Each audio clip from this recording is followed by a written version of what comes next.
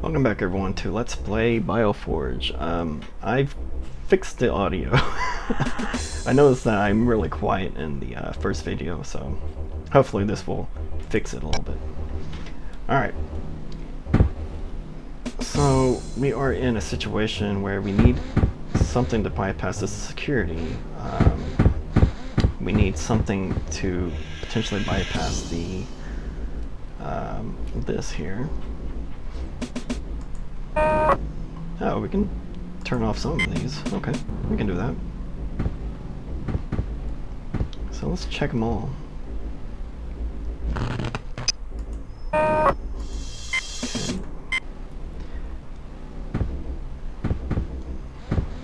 So the one we can't do is the one with the body inside of it, right? It's this one here. Looks like there's something going on. So we can't do anything on that.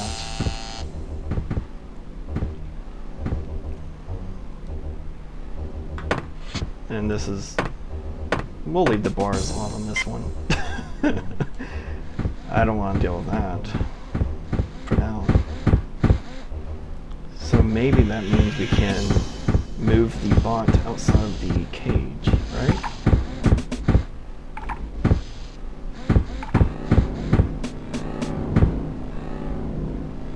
Let's pick up the flute. A flute? Okay.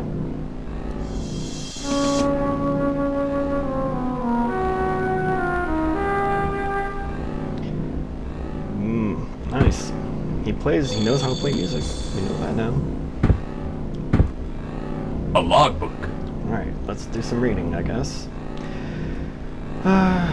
This is... Ensign Hartic? Dane. Okay, so Dane is not us. Dane is someone else. Of the Reticulum Marchant Ship... God, these new names. Celatoni... Stolenoi Agrippus reporting. And writing this account in the unlikely event that it would ever find its way into the hands of the proper authorities, and no doubt they are watching from the camera to my cell as I write. 15 days ago, we left Australia, I don't know, bound from the Bormag carrying medical supplies. Our trip had been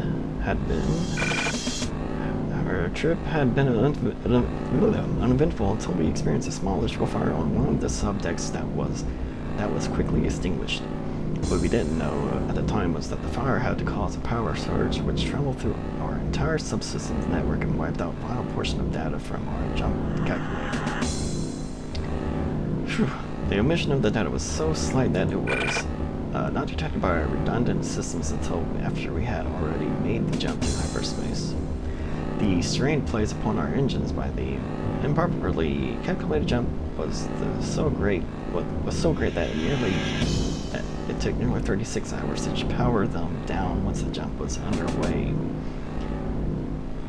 It is possible that while the missed jump, we passed near some sort of spatial singularity, which slingshotted us far beyond our normal jump capacity. When we finally returned to normal space, we had not only wandered off all charts, but we were also critically low on fuel. It is possible, although extremely unlikely, that RMF rescue and recovery would... Oh, I hit the wrong button. And possible the missed jump, we passed nearly some spatial singularity, low on fuel. Looking on RMF rescue and recovery could have calculated our position that far. There was no occupied planets within the range of our detection, and our jump driver was rendered inoperable. We set course for the nearest solar system, where mineral rations power broadcasting a distress signal after 11 days of boosting our transmission to its maximum. There was no response, then it appeared as if a miracle had occurred. As we neared gas giant, we received confirmation that our distress signal has been picked up. We celebrated, believing help was on the way. The next day we were attacked by two small military-type dropships. We did not intend to become the first RMF ship in history to surrender to pirates, so we fought back. The first dropship was destroyed and we lost our weapons and propulsion to a missile barrage. From the second... missile barrage from the second one. 7 of our 27 members of our crew died in battle, including Lieutenant Lynn Nance. Okay. We were dead in the water. Okay, it was then that we learned the identity of our attackers, Mondites. Mondites. Okay, so people who attacked this guy was us, is the blue guy. We were boarded and 11 more members of our crew died in the room by room combat. Wait, if our crew died in the room by room combat that followed over the next several hours. Among the dead was our captain, Leeson Rimrick, and our first officer, Findley Smiles. Okay. The sad set of circumstances left me in a command of the survivors. 2 more men died in our attempt to reach the lifeboat. Only our only means of escape cut off and facing full company of armed Marines, I gave the order to surrender. 3 of the men directly disobeyed my orders and were subsequently killed by the attackers. During the exchange, another man attempted to surrender. During the exchange, another man attempted to surrender was also killed. The mercenaries that then proceeded to raid a portion of our cargo took the remaining 3 of us into their ship and blew what was left of the Agrippus into wreckage. Okay,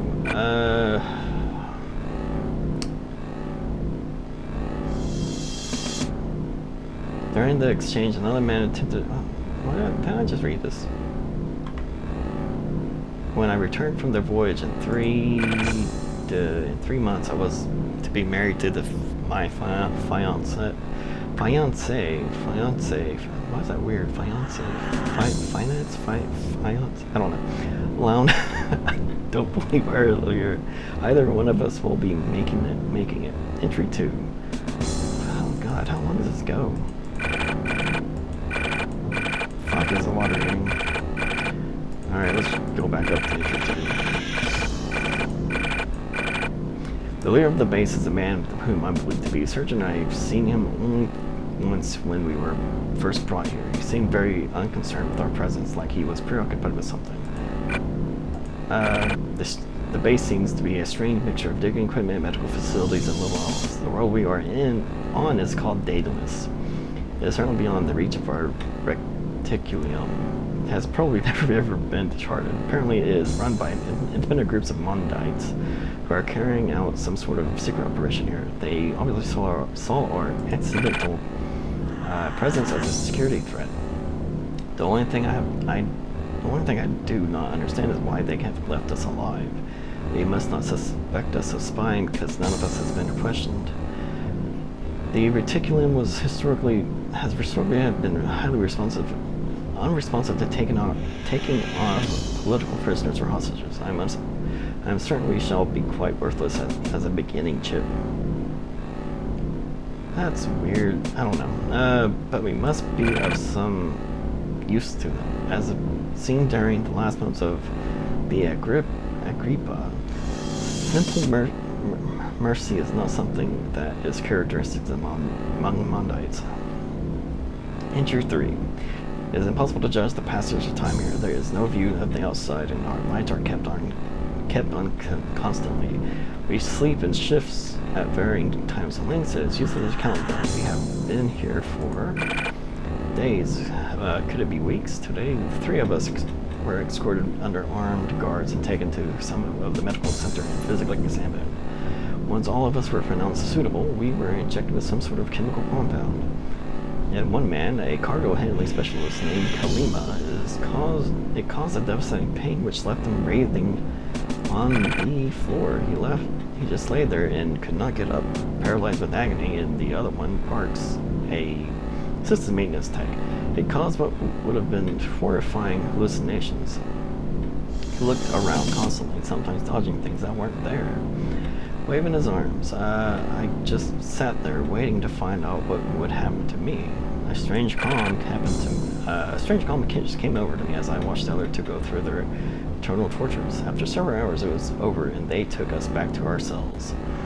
Entry 4. More tests the same as before. I saw the surgeon again, the base leader. He said that the other results were inconclusive. Parks begged them not to inject him again, and he fought them. I wanted to help him, but by then My injection had kicked in. All I could do was sit there passively as they forcibly injected him with the chemicals. This round of hallucination was evidently more terrifying than the first, though. They had barely left the room before he began shrieking at the tops of his lungs.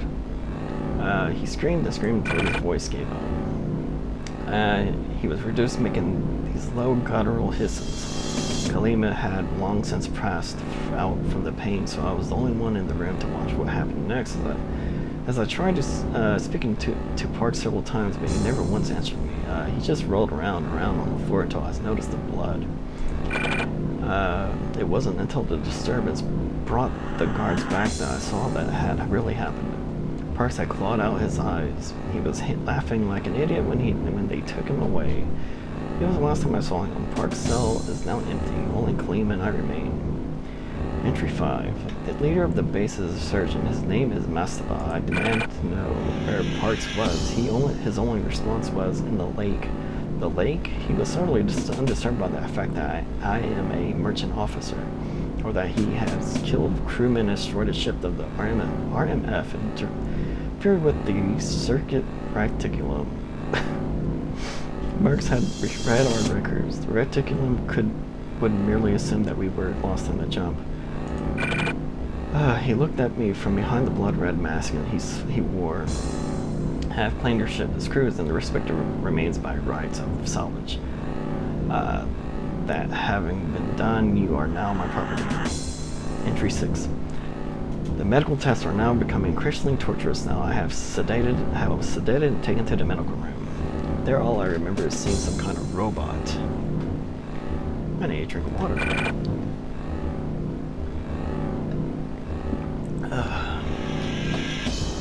Then nothing but a dream about Luna. Her face, yes. Her face, her dress, just on the night the picture was taken. Okay, so the picture we have is of his. When I woke up, I'd only been returned to my cell. Only now I feel my insides have been crushed and I marked with a series of scars across my midsection. Kalima does not respond. Maybe I called to him in his cell. So who's Kalima? Is that the guy in the body that we saw, or is that us? Maybe they have him now. No one will tell me what they are doing to us, but I already know.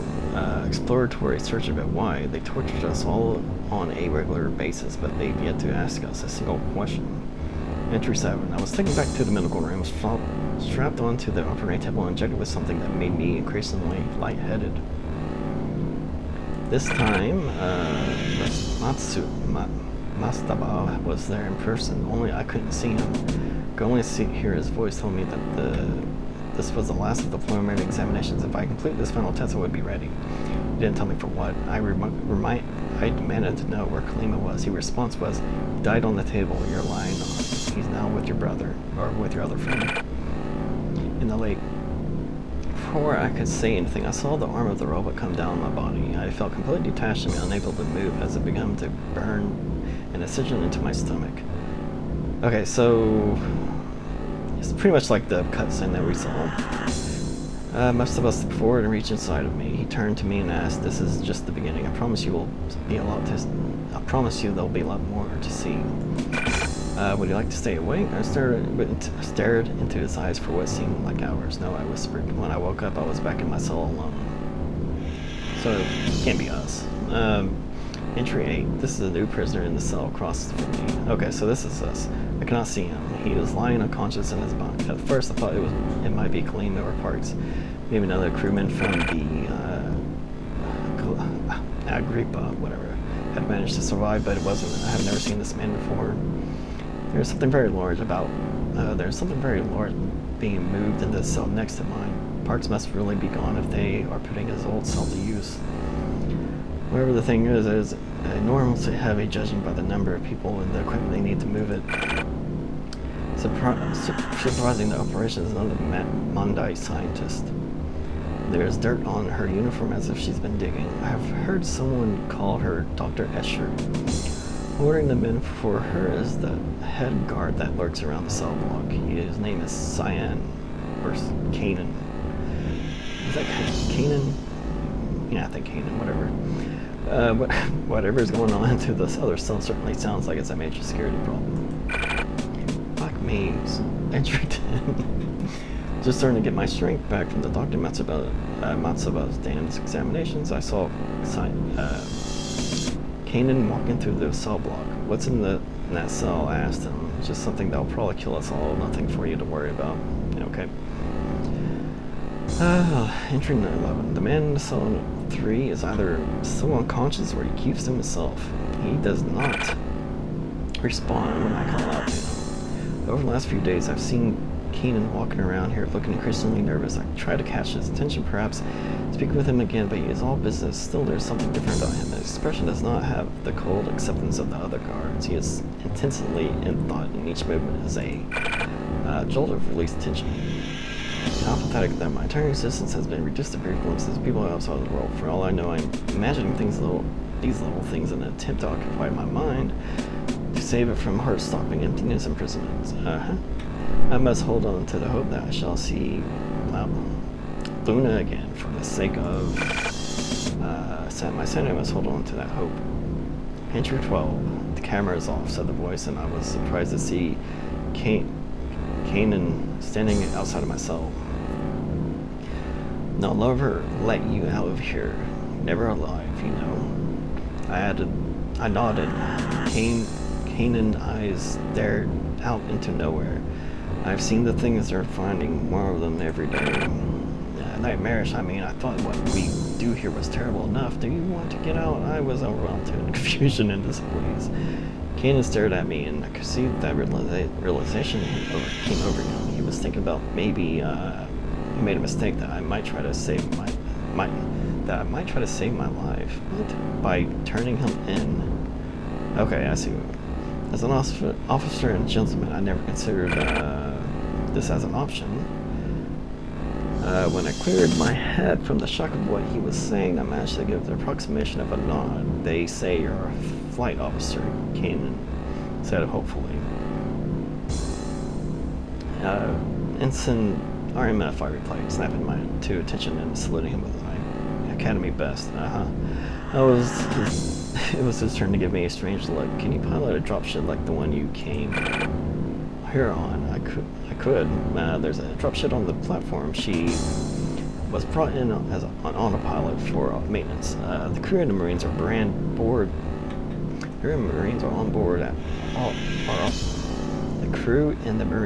board are all in cold storage. You need to understand, we only got one shot at this. When I said, first we need your new neighbor. He's the chosen one. That's why you're nothing but an autopsy waiting to happen. They won't think twice about killing us, but maybe they'll want him back bad enough that he sounded less convinced by his own words, and I sure didn't know what he was talking about. Maybe was all I could manage when he looked at me for a reply. We both laughed nervously. At the strange and easy moment, we became like old friends. Jailer and prisoner closer. Okay, to battle last time in personal access. Code number is 07364. Okay, I might need to write that down. Let me pull up Notepad here. Notepad. I forgot we need to take notes on this. Code of what's his name?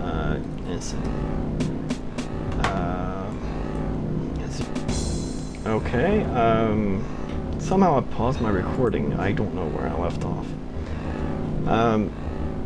The long fucking logbook.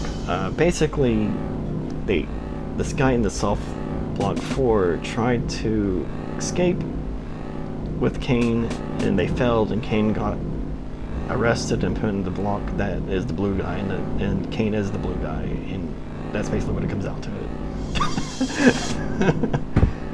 Alright. And somehow I paused my game. I don't know how. It may be from, I really don't know.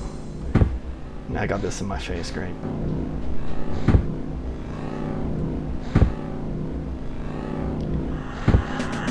Why is he acting all buggied? Come on, what are you doing?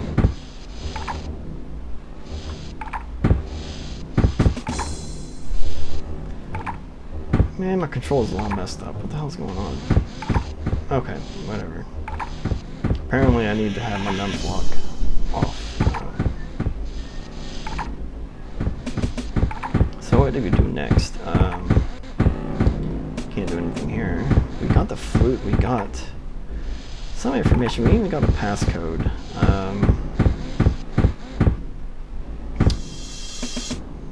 So what do we do next?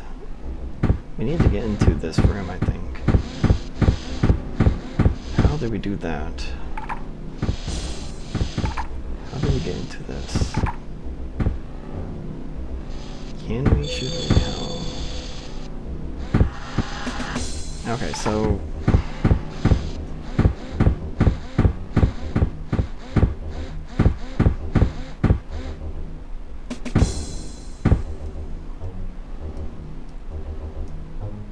Come on. Is it here? I thought it was this. Okay, yep. Alright. Oh, wrong fucking thing. Okay.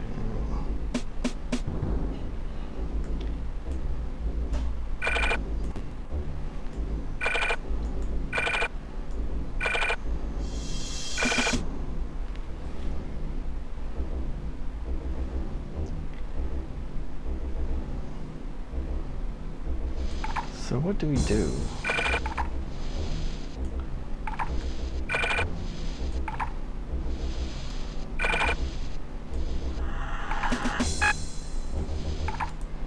We'll probably won't have that manual. Alright, let's not mess with that until we know exactly. Well, I have an idea, I guess. It really depends on what we... Unless there's an alternative... No, we can't. It can't be an alternative solution. Unless there's something that's in Kane's room that we need to get to.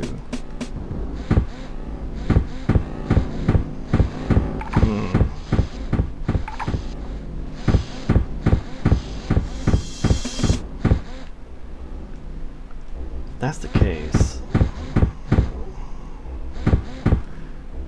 I guess we'll do that.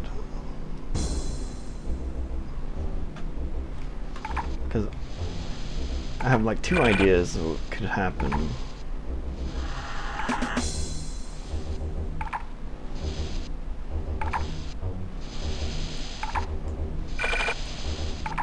I was thinking maybe just throw him into this. This is a restricted area. This is a restricted area. This is a restricted area. This is a restricted area.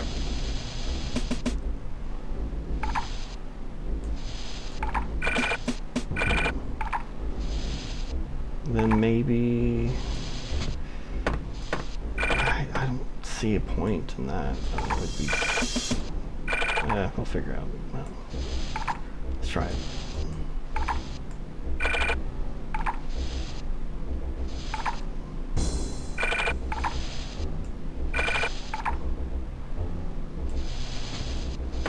Put this in position.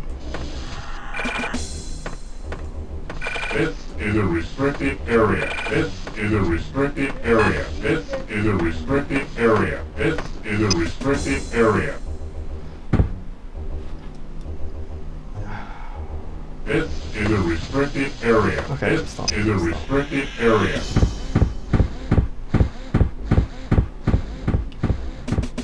For science, let's try this out.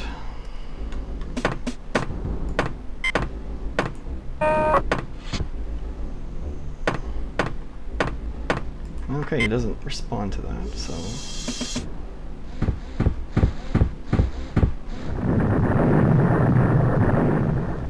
How annoying.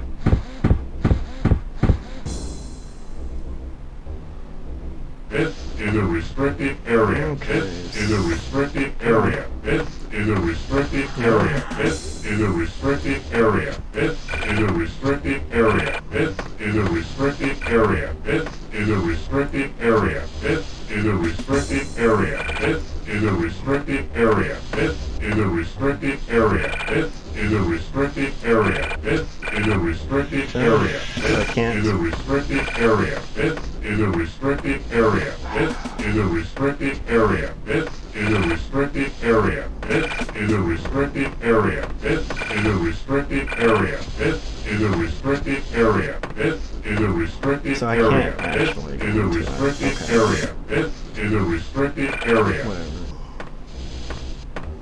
Unless it's something I can lure him out. No. Okay. Whatever. I'll figure it out.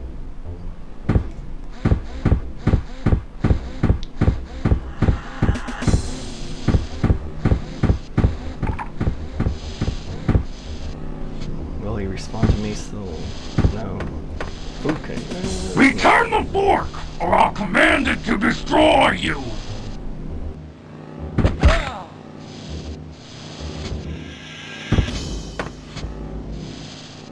Return the fork, or I'll command it to destroy you!